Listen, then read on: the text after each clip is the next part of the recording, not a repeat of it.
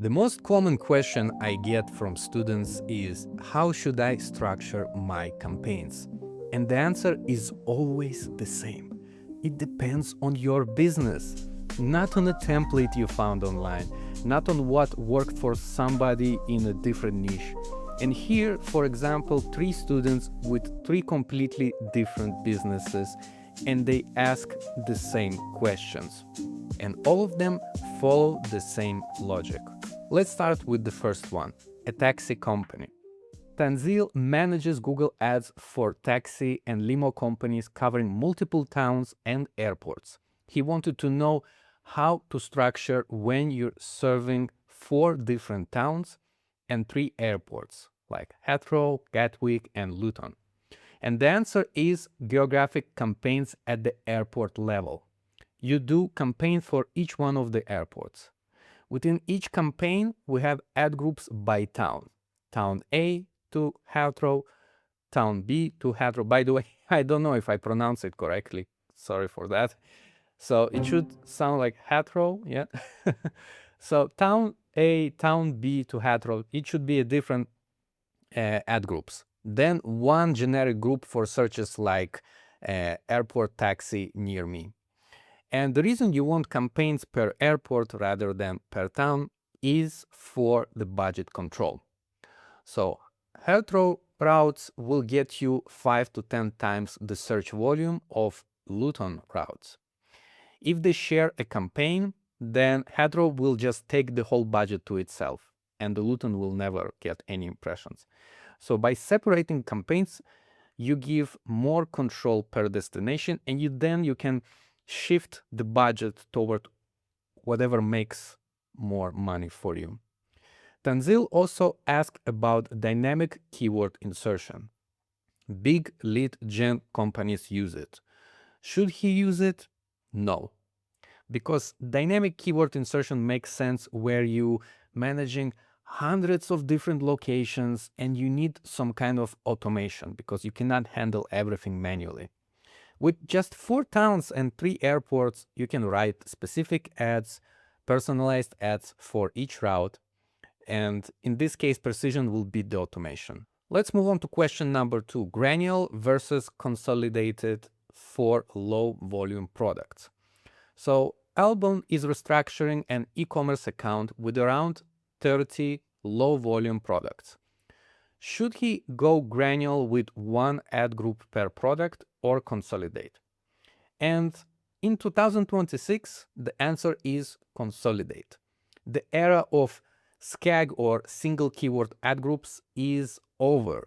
Smart bidding needs conversion data to work with. So if you split 30 products across 30 ad groups, with each one gets just a little bit of data, then the algorithm cannot exit the learning phase and it needs to optimize. So the rule is simple. Consolidate when products share the same intent and land on the same page. And you can go granular when the selling point changes significantly or landing page is different. That is the only question worth asking. Now, 2 notes worth knowing. For smart bidding to function, you need at least 30 conversions per month at the campaign level. I would even say more than that, but not everyone can achieve it. So let's go with what Google recommends, which is minimum of 30 conversions. Not on ad group level, on campaign level. And if your structure is splitting the data too thin, you're working against the algorithm. And the second note is to A/B test ad copy meaningfully. You need at least 100 impressions per week per ad group. Below that, there is nothing statistically to learn from. Let's move on to question number 3, PMax versus shopping versus search on $2,000 budget. Noah is running brand search, performance max, and shopping at the same time and keeps seeing advice to consolidate everything into PMax. Is that a right decision? Not automatically.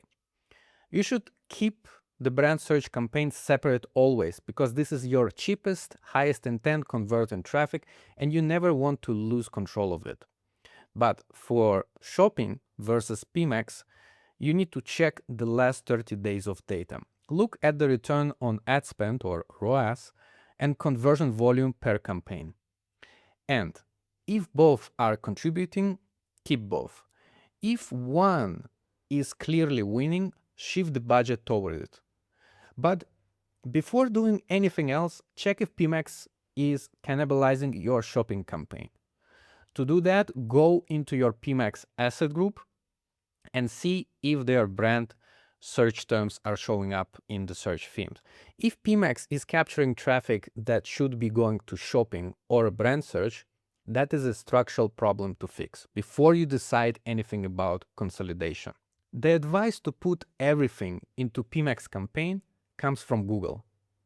That's what they want you to do, but your job is to let your data decide the structure and not recommendations from platform that benefits from when you spend more and give up on control. So that's it for this video. If you have a structured question about your own account, just drop it in the comments. I'll pull the best questions maybe for the next video. And if you want to go into your account in more details and maybe ask questions in our private masterclass group, the link is in the description. That's it. Thank you for watching, and I'll see you in the next one.